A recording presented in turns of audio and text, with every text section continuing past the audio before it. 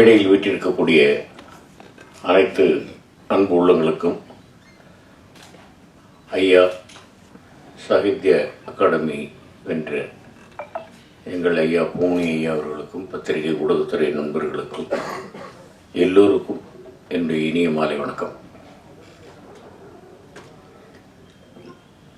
தம்பி வரதன் எனக்கு ஃபோன் பண்ணி சொன்னார், சார் இந்த மாதிரி நான் வரதன் பேசுகிறேன், சொல்லுங்கள் தம்பின்னு. சார் நீங்கள் இந்த மாதிரி பொன்னாண்டி அப்படின்னு ஒரு கேரக்டர் நடிக்கணும் சார், பூமணி ஐயா அவர்களுடைய ஒரு சிறுகதை இது. எனக்கு சில விஷயம் ஹிஸ்டாரிக்கல் அப்படின்னு பார்க்க போனீங்கன்னாக்க சாண்டில்யன், அப்புறம் மோகினி ஜெகசிற்பியன், இந்த மாதிரி. அதுக்கப்புறமா பார்க்க போனீங்கன்னா கரிசல் காட்டப்பட்டி அப்படின்னாக்க எனக்கு தெரிந்து எவ்வளோ பேர் எழுதியிருக்கலாம், ஆனால் 2 பேர் தான். ஒன்று கி ராஜநாராயணன் ஐயா அவர்கள், இன்னொன்று பூமணி ஐயா அவர்கள். அவங்களுடைய பல நாவல்கள் நான் படிச்சிருக்கேன். நான் கேட்ட உடனே ஐயா நல்லா இருக்காங்களா, நல்லா இருக்கு, ரைட் நான் வந்துடுறேன். நேராக போனோம். முதல்ல போனோன்னு ஐயா வீட்டுக்கு போய் ஐயாவை பார்த்து ஆசீர்வாதம் பண்ணிட்டு இதில் பேசும்போது அவர் ஐயா சொன்னார், அந்த மாட்டுக்கொட்டகையிலேயே படுத்து தூங்கினேன், திண்ணையிலேயே படுத்து தூங்கினேன், 25,000 ரூபாய்க்கு ஒரு ரூம் போட்டு ஏசியை போட்டு நல்ல ஒரு பெட்டு போட்டு படுத்து தூக்கம் வரலன்னு என்ன பண்ணுறது. அந்த மாதிரி அந்த கிராமம் மிகவும் எனக்கு பிடித்திருந்தது. அந்த மத்தியானம் சாப்பிட்டுட்டு ஒரு மணி நேரம் கொஞ்ச நேரம் அப்படி தூங்கிட்டு எழுந்து அப்புறம் நைட்டு. அப்போது இந்த கேரக்டருக்கு உயிர் கொடுத்திருக்கிறேன் அப்படின்னு சொன்னீங்க. உயிரோட்டமான ஒரு கதையில் நடிப்பது, நாம் நம்மை நம்முடைய உயிரை செம்மைப்படுத்திக் கொள்வது, நம்முடைய நடிப்பை இன்னும் கொஞ்சம் நாம் கற்றுக்கொள்வது அப்படிங்கிறது தான் எனக்கு தெரிஞ்சு. இல்லை அவர் தம்பி தயாரிப்பாளர் வெற்றி அவர்கள் சொன்னாங்க இந்த மாதிரி MS பாஸ்கர் சார் நடிக்கிறோன்னு. என்ன கேட்டார், பட்ஜெட் என்ன கிடையாது. அதாவது ஆதாயத்துக்காகவும் நடிக்கணும், ஆத்ம திருப்திக்காகவும் நடிக்கணும். இந்த மாதிரி ஆத்ம திருப்திக்காக நடித்த பல படங்களில் இந்த கசிவு அப்படிங்கிற ஒரு படமும் ஒரு இது ஆக்சுவலாக இப்போ ஐயா சொன்னாங்க வெப்பம் குளிர் மழையில் நான் இதே மாதிரி ஒரு கேரக்டர் பண்ணியிருக்கேன்னு. இந்த கேரக்டர்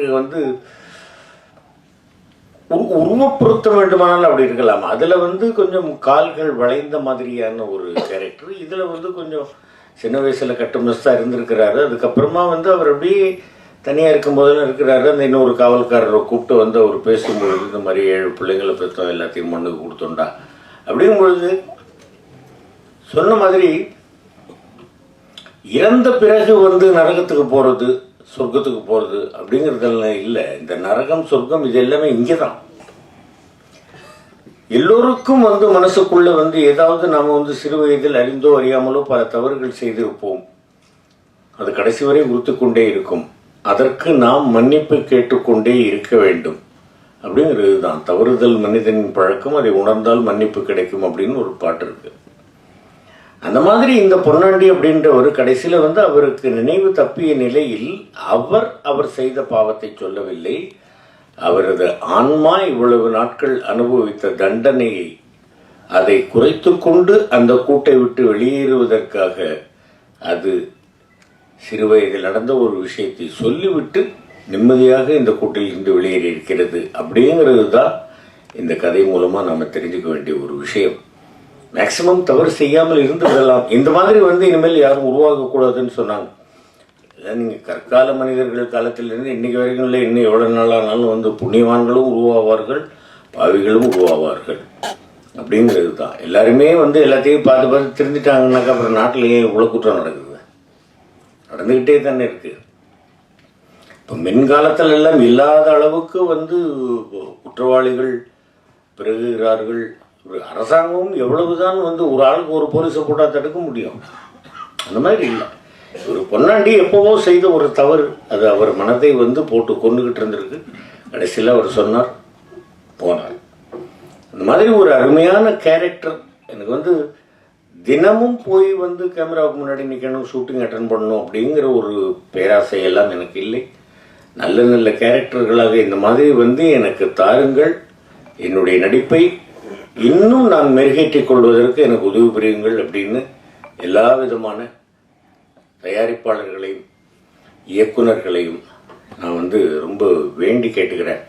தம்பி வரதன் அவர்கள் ரொம்ப அற்புதமாக வந்து இந்த கதையை வந்து பிரமாதமாக பண்ணியிருந்தார். வந்து டெய்லி வந்து சொல்லி காலையில் இந்த மாதிரி லொக்கேஷனுக்கு காலங்காலத்தால் போயிடுறது, 6 மணி 6:30 மணிக்கெல்லாம் போயிடுறது. அதே மாதிரி தம்பி ஒளிப்பதிவாளர் முருகன் அவர்கள் ரொம்ப அற்புதமான ஒரு ஒளிப்பதிவாளர் இயக்குனர். அதே மாதிரி வந்து தம்பி மியூசிக் போட்ட தம்பியும் ரொம்ப பிரமாதமாக பண்ணியிருந்தார்கள். ஐயா அவர்களுடைய எழுத்துக்களை பேசி நடித்தது எனக்கு நிச்சயமா இது ஒரு தேசிய விருது அப்படின்னு நான் எடுத்துக்கிறேன். இந்த மாதிரி எல்லாம் வந்து ஒரு பெரியவர்கள், மிக அனுபவஸ்தர்கள், மிக திறமையானவர்கள், அற்புதமான எழுத்தாளர்கள், அவர்களுடைய எழுத்துக்களை நாம் பேசுவது, பேசி நடிப்பது அப்படிங்கிறது வந்து நம்முடைய இதயத்திற்கே ஒரு பெரிய மகிழ்ச்சி அளிக்கக்கூடிய விஷயம். இந்த மாதிரி வந்து ஐயா கொஞ்சம் நிறைய இந்த மாதிரி வந்து சிறுகதைகளாக எழுதுங்க தம்பி, நீங்கள் அடிக்கடி டைரக்ஷன் பண்ணுங்க வரதன், அடிக்கடி என்னை கூப்பிடுங்க, ஒழுங்காக நடிப்பேன். நன்றி, வணக்கம். அனைவருக்கும் வணக்கம். நான் வந்து 98 இங்கே சென்னைக்கு வரும்போது எனக்கு ஒரு மணி கண்டன் ஒரு எடிட்டர் பழக்கமானார். அவர் மூலமாக ஐயா பூமணிக்கிட்ட நான் கருவேலம் பூக்கள் படத்தில் உதவி இயக்குனராக சேர்ந்தேன். நான் அந்த படத்தை வந்து NFDCக்காக தயாரித்தாங்க. இதுக்கிடையில் நாங்கள் உதவி இயக்குனராக அலைஞ்சிட்டு இருக்கும்போது 90s அந்த எண்டிலலாம் ஒரு டைரக்டர்கிட்ட நம்ம போய் உதவி இயக்குனர் சேரணும்னா, தம்பி பிறகு படிச்சிருக்கியா அப்படின்வாங்க. பூமணி சாரா உனக்கு தெரியுமா? ஐயோ, பிறகுன்னு ஒரு நாவல் இருக்கு, பூமணி சாரா? தம்பி 5 வருஷத்தை நீ வேஸ்ட் பண்ணிட்ட, போய் அதை படிச்சுட்டு வாங்குவாங்க. அது பிறகு திடீர்னு அதெல்லாம் படிச்சு முடிச்சுட்டு போனோம்னா, தம்பி வெக்கை தெரியுமான்னு கேட்பாங்க. அப்புறம் நைவேத்தியம் தெரியுமா? அதுக்கு பிறகு வாய்க்கால்கள் தெரியுமா, வரப்புகள் தெரியுமான்னு சொல்லிட்டு பூமணி சார் என்ற ஒரு மிகப்பெரிய பிம்பத்தை வந்து தமிழ் சினிமா கட்டமைச்சது. அதுவும் கரைசல் எழுத்துக்களில், அந்த மக்களுடைய மொழியில. சார் பார்க்கறதுக்கு வந்து அவர் வந்து ஒரு தென்றலா இருப்பார். அவருடைய முதல் வரியை அடிச்சு போட்ட மாதிரி ஆரம்பிப்பார் நாவலை. அடிச்சு போடுறதுனா, அதாவது ஒரு படைப்பு வந்து முதல் ஃப்ரேம்ல இருந்து கதை ஆரம்பிக்கணுன்ற மாதிரி முதல் வரியிலேயே ஒரு பயங்கரமான ஒரு வார்த்தை போட்டு ஆரம்பிப்பார். இவருடைய ஒவ்வொரு கதைகளும் புதினங்களும் மிகப்பெரிய மனிதன் மண்ணின் சம்பந்தமா இருக்கும். நீங்க வந்து அசுரன் வந்து ஐயாவுடைய கதை தான் வெக்கை. நீங்க பாத்தீங்கன்னா அந்த தன் ஒரு மனிதன் தன் குடும்பத்தை காப்பாத்திக்க, தன் மண்ணை காப்பாற்றிக்கொள்ள நடக்கிற போராட்டமா தான் எல்லாமே இருக்கும். அதுல பாத்தீங்கன்னா பெரிய உரையாடல் பண்ணுவார். எல்லா கதைகள்லையும் நைவேத்தியெல்லாம் நீங்க பாத்தீங்கன்னா ஒரு அக்ரஹாரம் எப்படி எப்படியெல்லாம் வறுமையால் மழை இல்லாதால என்னென்ன ஆகுதுன்றத ரொம்ப பிரமாதமா காட்டுவாரு. எல்லா மனிதர்களுடைய உரையாடல் நடக்கும். அது மாதிரி பிறகுலாம் பாத்தீங்கன்னா கருப்பன் ஒரு கேரக்டர் இருக்கு. அடடடா, இந்த மாதிரியான ஒரு ரத்தமும் சதையுமாக மக்களுடைய பிரச்சனைகளை அப்படி விவாதம் பண்ணிக்கிட்டே இருப்பாரு. ஆனா அதுல ஒண்ணு இருக்கு, எல்லாம் வந்து உரையாடலா இருக்கும். நீங்க படிச்ச பிறகு அது மிகப்பெரிய விவாத பொருளாகலாம். அப்படி ஒரு மாபெரும் ஒரு ஆளுமை தான் ஐயா பூமணி அவர்கள்.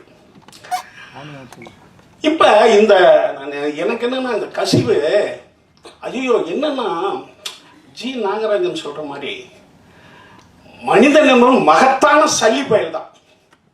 என்னங்க இது?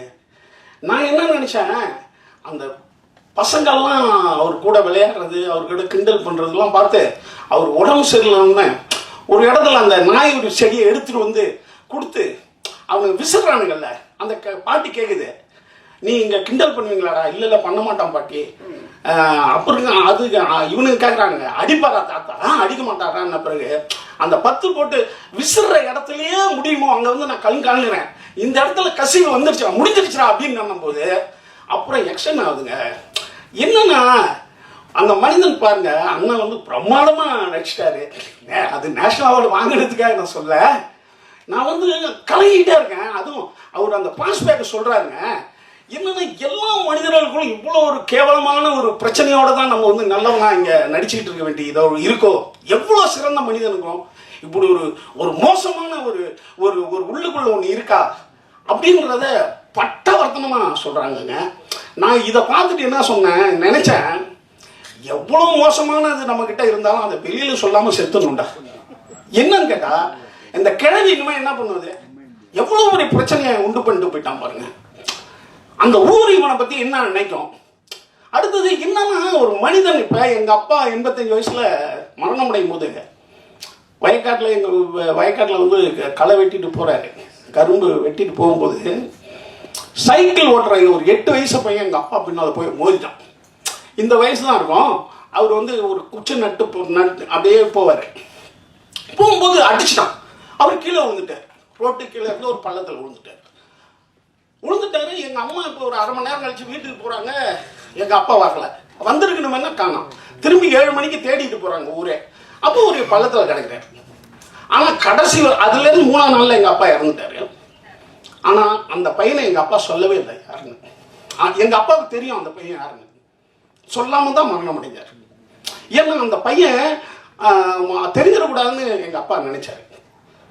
இந்த மாதிரியான மேன்மையான இதை சொல்லாமல் ஏன் இந்த ஆள் இதை சொன்னான்றது எனக்கு பயங்கரமாக இருக்கு. ஆனால் அவனுக்கு அது ஆத்ம சாந்தி தான். ஆனால் கேட்ட நம்மளுக்கெல்லாம் என்ன அப்படின்றது எனக்கு பயங்கரமாயிடுச்சுங்க இந்த படம் பார்த்துட்டு.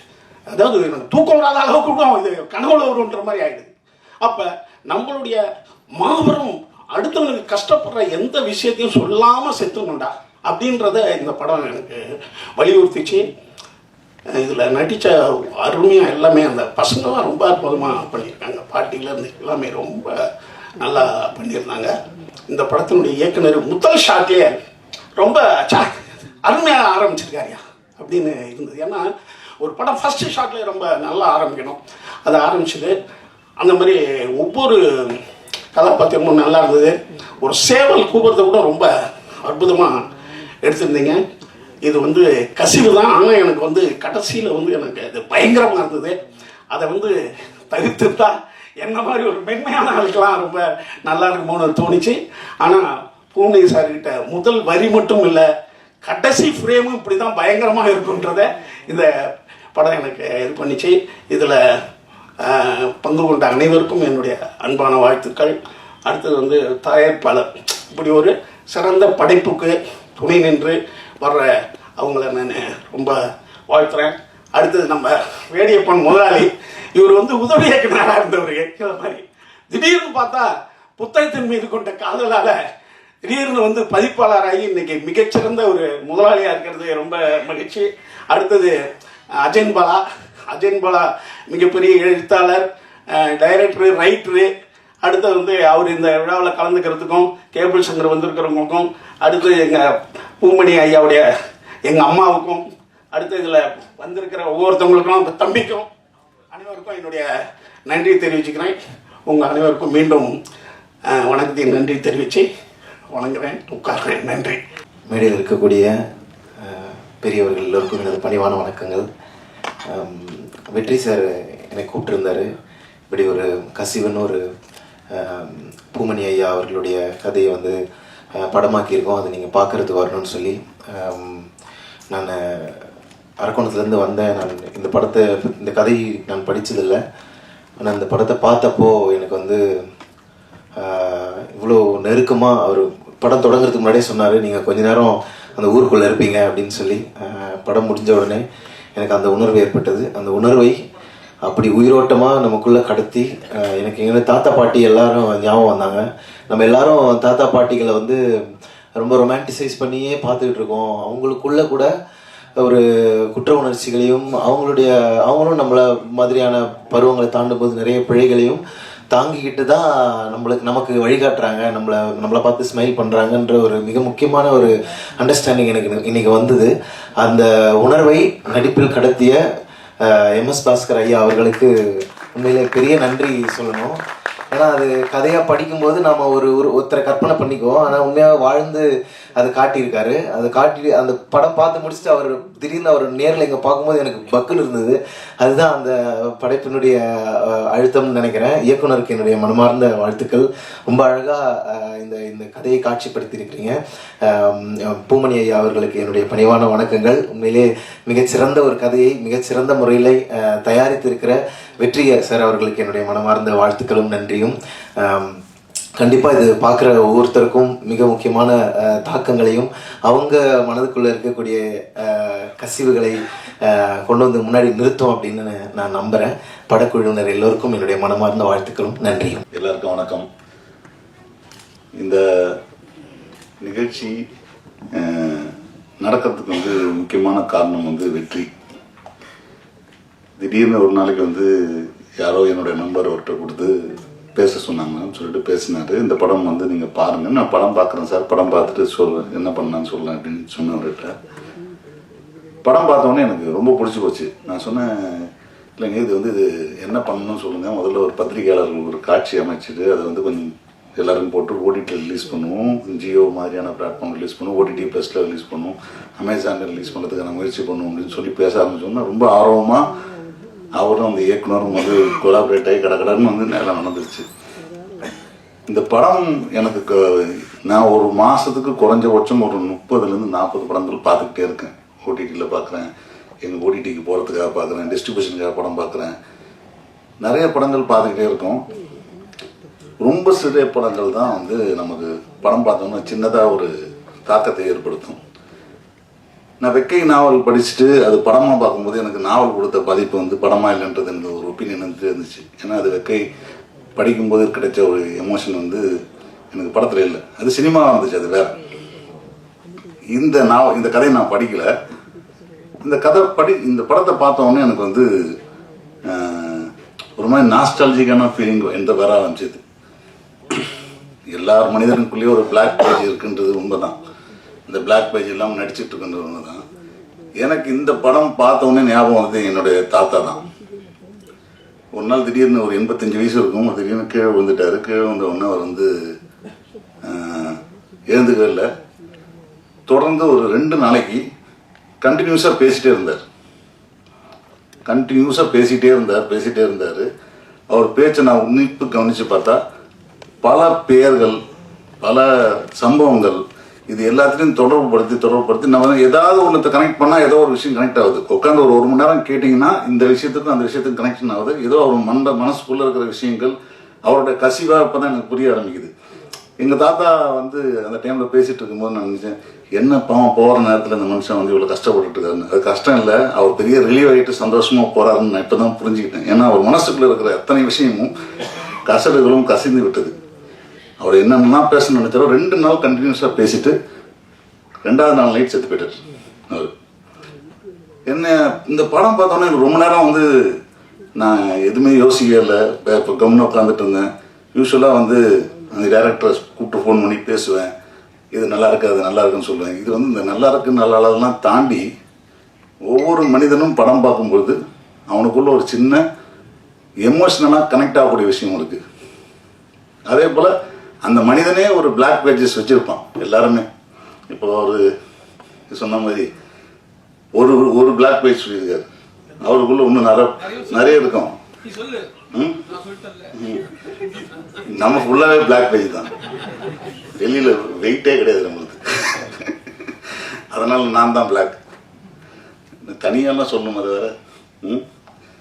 அதனால் இந்த படம் எப்படியாவது மக்கள்கிட்ட கொண்டு போய் சேர்க்கணுன்றதுல நான் ரொம்ப ஆர்வமாக இருக்கேன். இந்த படத்தை அதுக்கு முக்கியமாக இந்த படம் பார்த்ததுக்கு எனக்கு ரொம்ப பிடிச்ச வரதனை கூப்பிட்டு பேசினேன். இந்த படம் எப்படி உருவாச்சுன்ற விஷயம் சொன்னார். வெற்றியும் இந்த படம் உருவாடுறதுக்கான காரணம் என்ன சொன்னார். ஐயா மேலே இருக்கிற மிகப்பெரிய ஒரு அன்பின் காரணமாக இந்த ப்ராஜெக்ட் ஆரம்பித்து இது ஒரு வெப் சீரிஸ் மாதிரி பண்ணுறதுக்கு பிளான் பண்ணியிருக்காங்க. அதோட முதல் கதை தான் இது. இதோட வெற்றி அடுத்தடுத்த கதைகளை வெளியே வர்றதுக்கான வாய்ப்புகள் நிறைய இருக்குது. நிச்சயமாக இந்த படம் பேசக்கூடிய படமாக இருக்கிறதுக்கு காரணம் வந்து எம்எஸ் பாஸ்கர் சார். அவர் நான் எனக்கு தெரிஞ்சு சமீப காலமாக வந்து எந்த படத்தில் அவர் நடித்தாலும் அந்த படம் நல்லா இருக்குன்ற மாதிரி ஒரு சிஸ்டம் ஒரு கேட்டகரியில் வந்துடும் இல்லையா.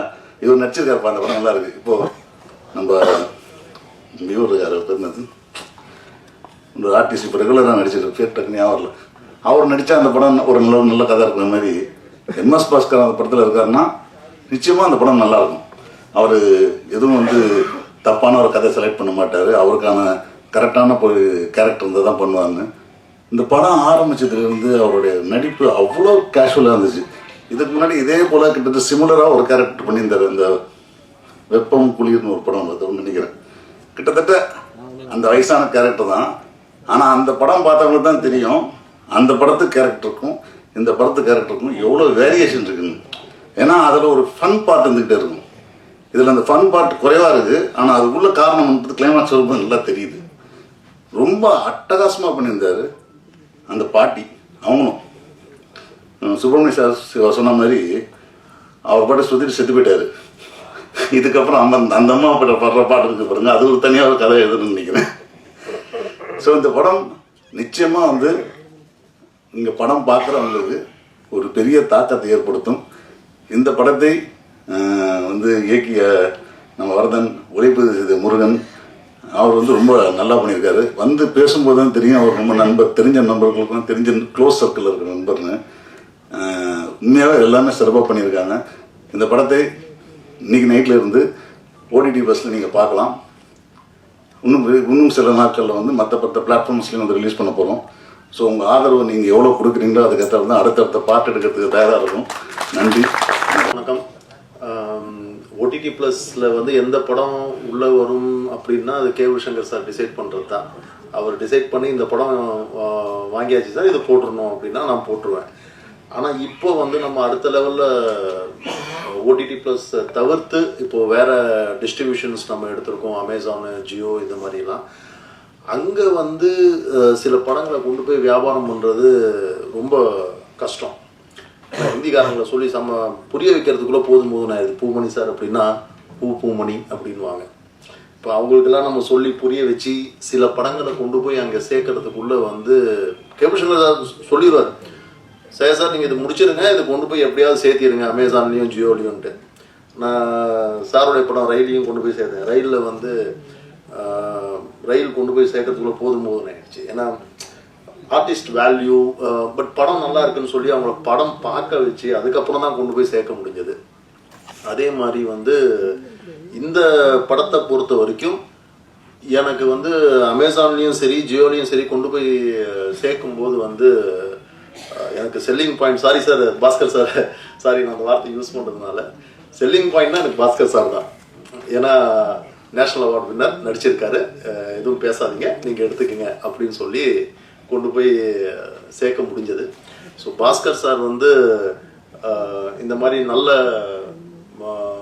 கதைகள் சூஸ் பண்ணி ரொம்ப சின்ன பட்ஜெட் படத்தில் கூட நடித்து அவங்களுக்கும் ஒரு வாய்ப்பு கொடுக்கறதுல அது வந்து ரொம்ப பெரிய விஷயம். இங்கே இருக்கிறவங்க எல்லாருமே திறமசாலிகள் தான்.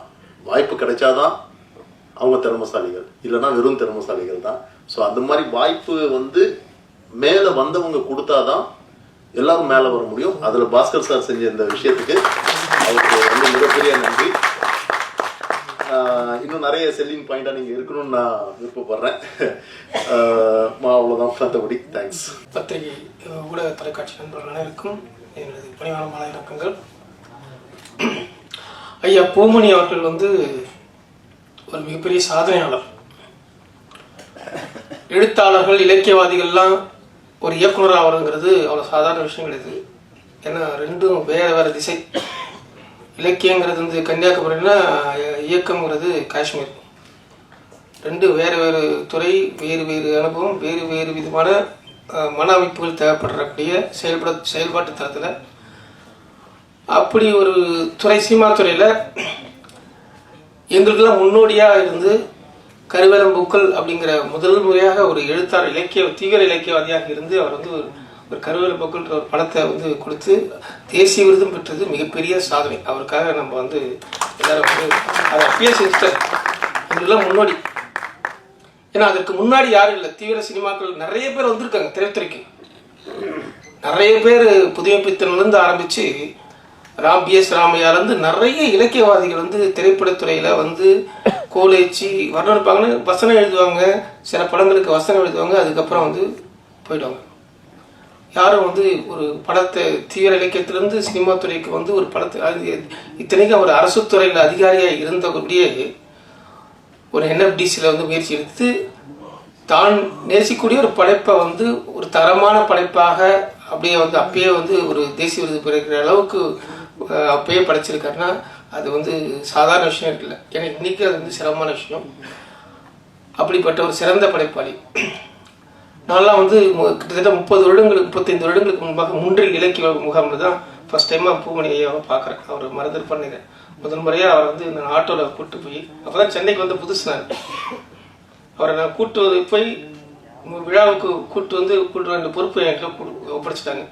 அவரை நான் வந்து அவரை பார்க்குறதே எனக்கு பெரிய ஒரு பரவசமாக இருந்தது. ஒரு எழுத்தாளரை பார்க்குறது வந்து அப்போ வந்து இன்றைக்கெல்லாம் ரொம்ப சாதாரண ஒரு ஃபேஸ்புக்கெலாம் வந்ததுக்கப்புறம் நம்ம நேசித்த நம்ம படித்த ஒரு எழுத்தாளரை நேராக பார்த்து அவங்கள வியக்கிறது, அவங்கள பார்த்து அவங்க கூட பேச கிடைக்கிறதே பெரிய விஷயம். அப்படிப்பட்ட ஒரு அனுபவம் வந்து எனக்கு முதல் முறையாக பூமணி அவர்களை வந்து பார்க்கும்போது ஒரு பெரிய பரவசமாக இருந்துச்சு. அது கூட இல்லாமல் அவர் கூட பேசிக்கிட்டே வந்து அவரை வந்து அண்ணா நகர் வரைக்கும் வந்து கொண்டு போய் விட்டுட்டு வந்தேன். அதுக்கப்புறம் திரும்ப தங்கப்பிச்சன் அவரோட ஒரு தடவை வந்து அவருடைய அலுவலகத்துக்கு போய் சென்று பார்த்துருக்கேன்.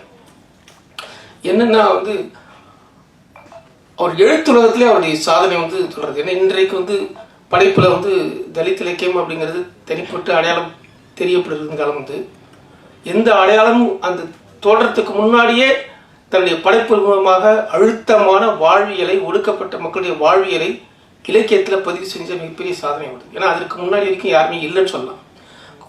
வட்டார வழக்கில் வந்து பார்த்தீங்கன்னா அவருடைய எழுத்துல சிறப்பு வந்து என்னென்னா இதெல்லாம் தெரிஞ்சுக்கணும். நம்ம வந்து ஏன்னா அவர் வந்து இங்கே உட்கார்ந்துருக்காருன்னா நிறைய பேர் அவர் வெறும்னு கதாசிரியர் மட்டும் சொல்லலாம். ஆனால் ஒரு இலக்கியத்தில் ரொம்ப ரொம்ப அவர் மிகப்பெரிய சாதனைகளை செஞ்சார். அதற்கு முன்னாடி வரைக்கும் வந்து ஒரு வட்டார வழக்கு சொல்ல வந்து பார்த்தீங்கன்னா ஆர் ஷான்முக சுந்தரம், அப்புறம் வந்து கீரா போன்றவர்கள் தான் இருந்தாங்க. அந்த இடத்துல வந்து ஒரு ஒடுக்கப்பட்ட மக்களுடைய வாழ்க்கையை அவங்களுடைய மொழியில வந்து ஒரு மிகச்சிறந்த படைப்புகளாக கொடுத்து ஒரு தனிச்சிறந்த ஒரு அடையாளத்தை ஏற்படுத்தினார். கரிசல் இலக்கியம் என்றாலே வந்து கீரா அப்படின்னும் போது தவிர்க்க முடியாத இடம்பெயர் வந்து பூமணி அவர்களுடைய பேரும் வந்து இடம்பெறும் அப்படிங்கிற அளவுக்கு அவருடைய எழுத்து வந்து மிகச்சிறந்த சாகித்ய அகாடமி எல்லாமே அவருக்கு ஞான விருதே கொடுக்கலாம். அந்த அளவுக்கு வந்து அவருடைய படைப்பு மிக ஒரு அரிதான தமிழுக்கு பெருமை சேர்க்கக்கூடிய ஒரு உன்னதமான படைப்பாளி. ஆனால் ஒரு எழுத்தாளனாக இருக்கும்போது அவருடைய எழுத்துடைய மகிமையை நான் பேசாமல் வெறும் சினிமா துறை மட்டும் பேசி பிரயோஜனம். ஏன்னா அந்த அளவுக்கு ஒரு ஒரு மிகச்சிறந்த படைப்பிலக்கியவாதி பூமணி அவர்கள். அவர்களாம் வந்து அவ்வளோ கொண்டாடி இருக்கும். அவர் வந்து ஒரு சினிமா துறையில் வந்து சாதிச்சு அது மட்டும் இல்லாமல் அதோட நிற்காம அதனுடைய தொடர்ச்சியாக இந்த படம் வரைக்கும் அவர் எழுதியிருக்காரு அப்படின்னா இது யோசிச்சு பாருங்க. நம்ம சினிமா துறையில் சாதிச்சவங்களாலே அவர் படம் 60-70 முடிச்சிருக்குன்னு நினைக்கிறாங்க. ஆனால் வந்து தொடர்ந்து அவர் வந்து இந்த துறையில் வந்து எழுதி ஒரு படத்தை வரைக்கும் கொண்டு வர்ற அளவுக்கு பின்னாடி வந்து ஊக்கத்தோடு இருக்கிறாருன்னா உண்மையிலே அது பெரிய விஷயம். இந்த திரைப்படத்தில் வந்து பார்த்தீங்கன்னா நல்ல ஒரு மிக முக்கியமான விஷயம் என்ன, இந்த படத்தில் வந்து பழக்கமான கமர்ஷியல் சினிமாவில் நம்ம அதுக்குள்ள ஒரு கதையை தெரியும், அதுதான் நம்மளை பாதிக்கும். இந்த படத்தோட விஷயம் என்னன்னா, இந்த படத்தில் இருக்க கதை அல்ல, இந்த படம் வந்து நமக்குள் உண்டாக்கக்கூடிய சலனம் தான். கசிவுங்கிறது இந்த படம் வந்து இந்த படத்தை பார்க்கும்போது நமக்குள்ள ஒரு அதிர்ச்சி இருக்குல்ல, நாம் செய்த தவறு நமக்குள்ள உண்டாக்குன, நம்ம சிறு வயசுலேருந்து ஏதோ ஒரு தவறை எல்லாரும் செஞ்சிருப்போம். வாழ்க்கையில் அந்த தவறு செய்த மனுஷனே இருப்பான். ஆனால் அந்த தவறு நம்மளை உறுத்திக்கிட்டே இருக்கும், வந்து போ. நானே ஒரு சின்ன எனக்கு இந்த படம் பார்க்கும்போது நான் செஞ்ச ஒரு தப்பு எனக்கு ஞாபகம் வந்துச்சு. நானும் என்னுடைய சகோதரனும் சின்ன வயசுல முடி வெட்டுற கடைக்கு போவோம். எங்கள் அப்பாவை கொண்டு போய் உட்கார வச்சுட்டு அந்த ஒரு கடை அங்கே போனால் தினத்தந்தி பேப்பர் படிக்கலாம். ஸ்கூலுக்கு போகும்போது ஆனால் அவருக்கு காசு வந்து 75 காசு கொடுப்பாங்க. அந்த 75 காசு வந்து நாங்கள் வந்து அதில் வந்து அவருக்கு ஒரு 50 காசு மட்டும் கொடுத்துட்டு 25 காசு கமிஷன் அடிப்போம். ஆனால் அன்னைக்கு பார்த்து வந்து பார்த்தீங்கன்னா ஒரு 75 காசு தான் அவர் கண்டிப்பாக கொடுத்தாங்கன்னு சொல்லிட்டார். இது எனக்கு எங்கள் அண்ணனுக்கும் பயங்கர இதாகிடுச்சு. பார்க்குறோம் வந்து பார்த்தா வரும்போது வந்து எங்கள் பாக்கெட்டில் ஒரு கடையில் இருந்து ஒரு கத்திரி விட்டோம், பாக்கெட்டில் போட்டுட்டு வந்துட்டோம் பழி வாங்குறதுக்கு. வீட்டுக்கு வந்து நாங்கள் பாட்டு இருந்துட்டோம். எங்கள் அம்மா வந்து கூப்பிடுறாங்க. கொஞ்ச நேரத்தில் வந்து டேய் வாழ என்ன பண்ணீங்கன்னு கேட்குறாங்க. வாசலில் வந்து ஐயா என் தொழில் ஏன் கொடுத்துட்டீங்க அப்படின்னு சொல்லிட்டு ரொம்ப கஷ்டப்பட்டு கேட்கும்போது அப்போ எனக்கு தெரியல அந்த வயசில். அப்புறம் வீட்டிலேருந்து ஒழிச்சிட்டு வந்து எடுத்துட்டு வந்து கொடுத்துட்டோம். வீட்டில் செம்மடி வாங்கிட்டோம். ஆனாலும் அந்த சம்பவம் வந்து இன்னைக்கு வரைக்கும் எனக்கு உறுத்திக்கிட்டே இருக்கு. அவர் கேட்ட துணி ஏன்னா அப்போ ரொம்ப கண்டிப்பா பேசினார். 25 வருஷம் கொடுத்தோம் இல்லை கிளம்புறீங்கன்னு. அப்போ நம்ம எல்லாருக்குமே வாழ்க்கையில இது மாதிரியான சின்னதோ பெருசோ ஒரு தவறுகள் இருந்துட்டு இருக்கும். அந்த குற்ற உணர்ச்சி அதுதான் கசிவுன்றது தலைப்பு. ரொம்ப அற்புதமான கதைக்கு தலைப்புனா கசிவு வந்து தானா வர்றது. அழுத்தங்களால அவருடைய இறக்கும் போது அவருக்கு இருந்த உணர்வுகளுடைய அழுத்தங்களால அந்த இது வந்து தானா வெளியே வருது. அந்த கடந்த கால மைண்ட்ல ஆழ் மனசுல இருந்த அந்த குற்ற உணர்ச்சி. அப்போ இவ்வளவு நாள் வந்து என்னதான் இருந்தாலும் அவருடைய குற்ற உணர்ச்சியில அவர் வந்து வாழ்ந்துகிட்டே இருக்கார் அப்படிங்கிறது. அதை வந்து தன்னுடைய மிகச்சிறந்த நடிப்பின் மூலமாக பாஸ்கர் ஐயா அவர்கள் வந்து வெளிப்படுத்துகிறார். எல்லாருக்கும் வணக்கம். நான் Jaya K Das, music director. இந்த படத்துக்கு மியூசிக் பண்ணியிருக்கேன். மேடையில் அமர்ந்திருக்கும் அனைவருக்கும் எல்லாருக்கும் வணக்கம். இந்த படத்தை பற்றி சொல்லணுன்னா முதல்ல நான் ஐயாவை வீட்டில் போய் சந்தித்தேன். ஒரு மணி நேரம் பேசினேன் ஐயா கிட்ட. அப்போ கூட ஒரு டேபிள், அதில் ஒரு பேடு வச்சு ஒரு பேப்பர் வச்சு ஏதோ படிச்சுட்டு இருக்காங்க, எழுதிட்டு இருக்காங்க. ஏதோ ஒரு வேலை இந்த வயசுல ஐயா அதை பண்ணிட்டு இருக்காங்க. எனக்கு ரொம்ப ஆச்சரியமாக இருந்தது. இந்த வயசில் நம்ம ஐயா இருக்கிற இப்போ இந்த ஏஜில் நம்மலாம் இப்படிலாம் பண்ணுவோமான்றது எனக்கு ரொம்ப ஆச்சரியமாக இருந்தது. இன்னொரு விஷயம் என்னென்னா, இந்த படத்தோட இயக்குனர் சார் வரதன் சார் வந்து ரொம்ப அருமையாக பண்ணியிருந்தாங்க. எனக்கு முதல் தடவை படத்தை போட்டு காமிச்சப்போ எனக்கு ரொம்ப பிடிச்சிருந்தது. அப்புறம் 2 பேரும் சேர்ந்து உட்காந்து தான் பண்ணோம். சாரும் நானும் டிஸ்கஸ் பண்ணி இதை எப்படி பண்ணலாம், இந்த இடத்துல எப்படி பண்ணுவோம், அப்படி பண்ணோன்னு. சாரோட எம்எஸ் பாஸ்கர் சாரோட ஆக்டிங் வந்து ரொம்ப பிடிச்சிருந்தது. ரொம்ப நன்றி சார். இந்த கதைக்கு வந்து உயிர் கொடுத்துருக்கீங்க. அதே மாதிரி கேமராமேன் சார், அது நான் படம் பார்த்த உடனே சார்கிட்ட சொன்னேன். ஏன்னா எந்த ஒரு படமுமே முதல் வந்து ஸ்கிரிப்ட், திரைக்கதை எல்லாம் நம்ம சொல்கிறோம். அதுக்கு அடுத்தபடியாக விஷுவல் தான். விஷுவல் நல்லா இல்லை அப்படின்னா யாரும் பார்க்க மாட்டோம். விஷுவல் சரியில்லை அப்படின்னா அது முதல்ல நமக்கு ஏதோ ஒரு இதை நம்ம மைண்டை வந்து மாற்றி விட்டுரும். அதுக்கப்புறம் தான் சவுண்ட் எஃபெக்ட்ஸோ மியூசிக்கோ எல்லாமே அதுக்கப்புறம் தான். அந்த வகையில் சார் வந்து கேமராமேன் சார் முருகன் சார் நல்லா பண்ணியிருந்தாங்க. Thank you sir. எல்லோருக்கும் மீண்டும் வணக்கம். கசிவு பற்றி இயக்கிய நான் சொல்லிடுறேன். கசிவை நான் இயக்கலை, கசிவு தான் என்னை இயக்குச்சு. இன்னைக்கு வரைக்கும் இயக்கிக்கிட்டு இருக்கு, இதுவும் இயக்கிக்கிட்டு இருக்கு, நாளைக்கும் இயக்கும், நாளை கழிச்சும் இயக்கும், இன்னும் இயக்கிக்கிட்டு தான் இருக்கும் போல. ஐயா ஒரு 3 சிறுகதையை கொடுத்தாங்க எனக்கு. கசிவு, ஏலம், முழுக்கு, இதை ஷார்ட் ஃபிலிமாக பண்ணுங்க அப்படின்னாங்க. நான் அதை படிச்சுட்டு ஆல்ரெடி நானும் கரிசலில் அடுத்த தெருவில் தான் இருக்கேன். அங்கே இருந்தால் வந்தேன் சென்னைக்கு. எனக்கு இங்கே நாகரிக அந்த இதில் வளர்ந்துட்டேன். நான் மெயின் ஸ்ட்ரீம் படம் பண்ணணும் அப்படின்னு சொல்லி பிச் பண்ணிட்டு சுற்றிட்டு இருந்தேன். என்ன பண்ணுறீங்க, எது பண்ணுறீங்க, வாங்க அப்படின்னு சொல்லி கொடுத்தாங்க. எனக்கு மறுபடியும் அந்த கரிசல் வந்து ஒட்டிக்கிச்சு. நான் அப்பப்போ லீவில் மட்டும் ஊருக்கு போய்கிட்டு இருந்தேன். என்னை மொத்தமாக மறுபடியும் கரிசல் உள்ள வாரி போட்டுக்கிச்சு. ஐயா கொடுத்தது வந்துருங்க, நீங்கள் இங்கே பண்ணுங்க அப்படின்னு. அப்புறம் அதை ஷார்ட் ஃபிலிமாக பண்ண வேண்டாங்கய்யா, இப்போ இருக்கிறதுல ஆந்தாலஜியாக பண்ணுவோம், இப்போ அதுதான் போயிட்டுருக்கு அப்படின்னு சொன்னாங்க.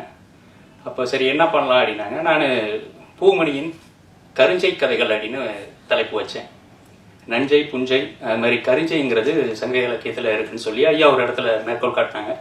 அதை எடுத்துக்கிட்டு பூமணியின் கருஞ்சை கதைகள் அப்படின்னு பண்ணுவோம் அப்படின்னு தான் ஆரம்பித்தேன். இன்னொரு கதை மட்டும் சேர்த்துக்கோம் ஐயா, ஒரு 4 இது வச்சு ஆந்தாலஜியாக பண்ணுவோம் அப்படின்னு. சரி ரெடி பண்ணுங்கன்னாங்க.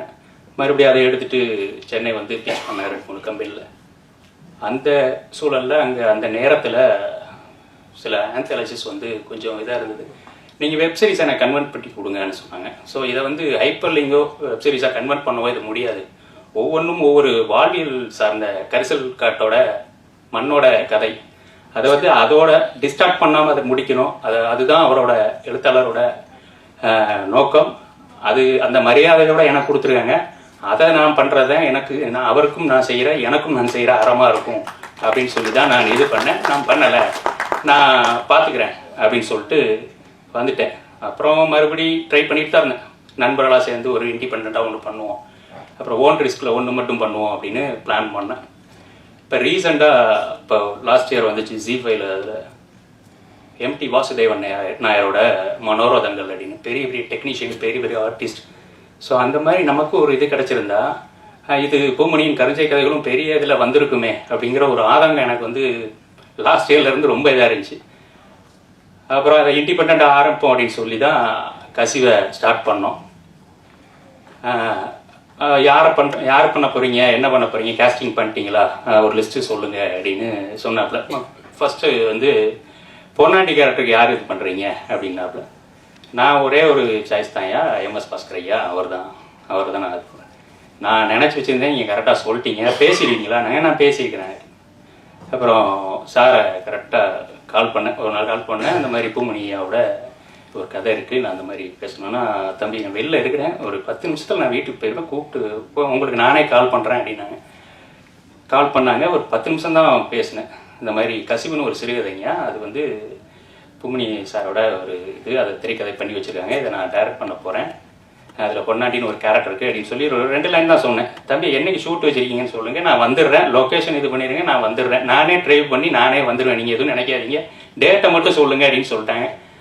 அந்த சூழலில் அப்புறம் இங்கே சார்ட்டி சொல்லிட்டேன், சார் இந்த மாதிரி சார் ஓகே சொல்லிட்டாங்க, உடனே போகணும். ஐயோ எப்படி பேசிட்டீங்க, என்ன பண்ணுறதுன்னு தெரியல, சரி ஓகே நீங்கள் ஆரம்பிச்சிருங்க, எல்லாத்தையும் ரெடி பண்ணிடுங்க அப்படின்னாங்க.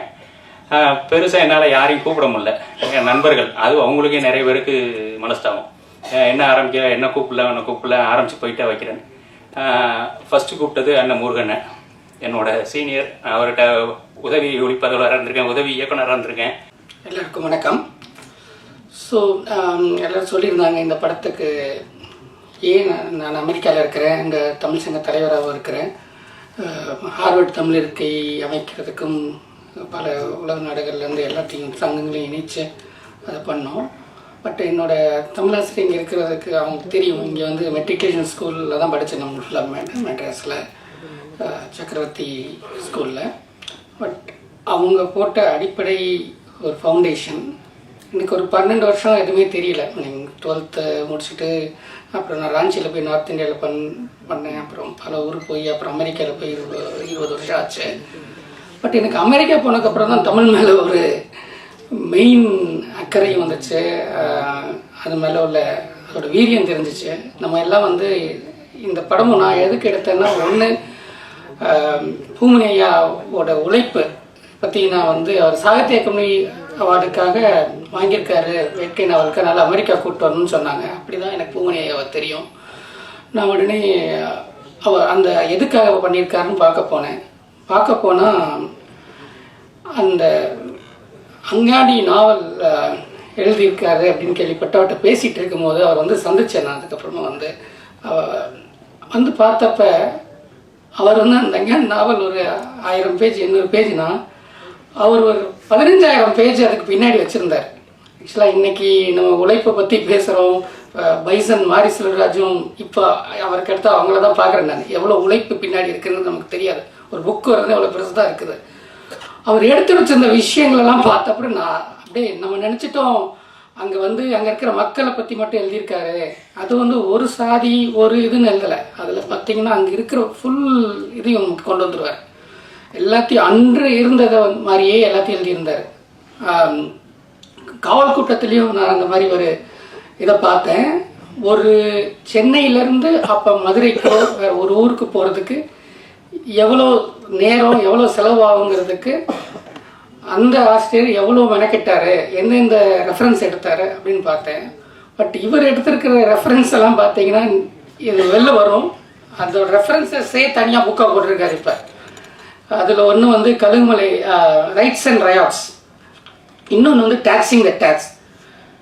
இது ரெண்டுக்கும் உள்ள பேக்கப் பார்த்தீங்கன்னா ஒரு 4000 டெலகிராம் 1895 பிரிட்டிஷர்ஸ்க்கும் மிஷனரிஸ்க்கும் இங்கேருந்து அனுப்பப்பட்ட எஸ்டேட்ஸ்லேருந்து அதை ஃபுல்லாக கலெக்ட் பண்ணி எங்கே என்ன நடந்துச்சு, அந்த பேசிஸில் அன்னைக்கு இருந்த நட்பு முறை என்னது, அதுக்கு முன்னாடி உறவு முறை என்னது, அதாவது எல்லாரும் அண்ணன் தம்பியாக இருந்திருக்காங்கிறத அதை எடுத்துகிட்டு வர்றார் எவிடன்ஸோட.